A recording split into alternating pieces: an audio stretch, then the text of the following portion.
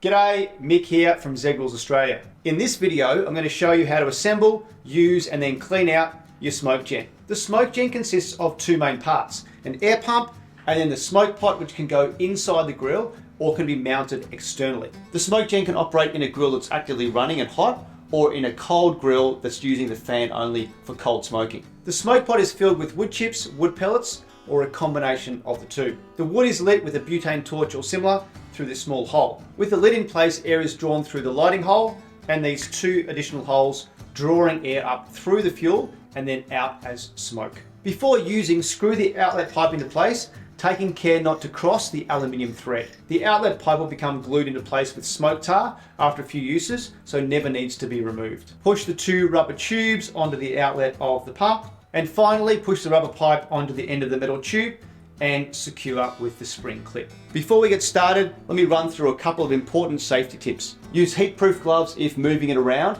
and be aware that it stays hot for quite a long time after it stops smoking. At least half fill the smoke pot with wood chips, wood pellets, or a combination of the two. Don't fill up any higher than the bottom of the smoke outlet tube. Slide the metal air tube all the way in and put the lid on. In 700 series grills like this one, you can feed the rubber tube through the hole in the side of the drum. Plug in the air pump and turn it to the highest speed. Position the SmokeGen on the left of the grill with the outlet towards the rear. Light it through this hole with a butane torch or similar. The tube is made from high temperature resistant silicon rubber, but don't expose it to direct flame. It'll take about 20 to 30 seconds to light the wood.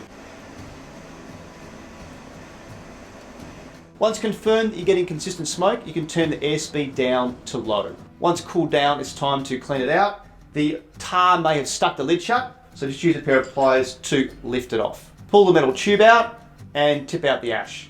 Use a cloth soaked in alcohol or methylated spirits to clean off the tube, the inside of the lid, around the lip, and also through the outlet tube as well. If hard soot and tar accumulates in the outlet pipe, it can be cleaned with the metal brush. For more videos and instructions on how to use the SmokeGen, please scan the QR code.